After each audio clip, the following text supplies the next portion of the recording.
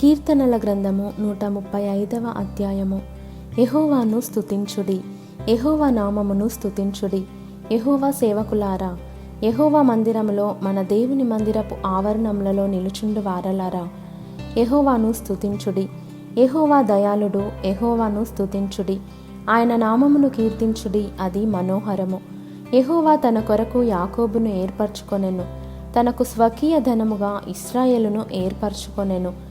యెహోవా గొప్పవాడనియు మన ప్రభువు సమస్త దేవతల కంటే గొప్పవాడనియు నేనెరుగుదును. ఆకాశమందును భూమి అందును సముద్రముల యందును మహాసముద్రములన్నిటి అందును ఆయన తనకిష్టమైనదంతయు జరిగించువాడు. భూదిగంతముల నుండి ఆవిరి లేవజేయువాడు ఆయనే. వాన కొరియునట్లు మెరుపు పుట్టించువాడు ఆయనే. తన నిధులలో నుండి గాలిని ఆయన బయలు వెళ్ళజేయును. ఐగుప్తులో మనుష్యుల తొలిచూలులను పశువుల తొలిచూలులను ఆయన హతము చేసెను. ఐగుప్తు నీ మధ్యను ఫరో ఎదుటను అతని ఉద్యోగస్తుల ఎదుటను ఆయన సూచక క్రియలను మహత్కార్యములను జరిగించెను. అనేకులైన అన్యజనులను బలిష్ఠులైన రాజులను ఆయన హతము చేసినవాడు. అమోరీయుల రాజైన సీహోనును బాషాను రాజైన ఓగును హతము చేసెను. కనాను రాజ్యములన్నిటినీ పాడు చేసెను. ఆయన వారి దేశమును స్వాస్థ్యముగాను ఇశ్రాయేలీయులైన తన ప్రజలకు స్వాస్థ్యముగాను అప్పగించెను.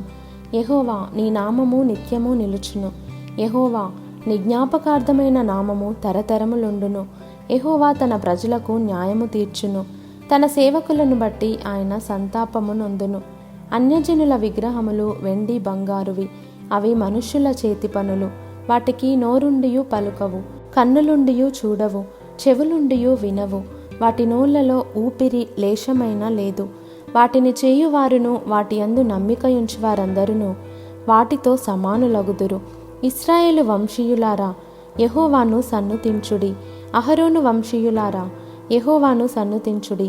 లేవి వంశీయులారా, యెహోవాను సన్నుతించుడి.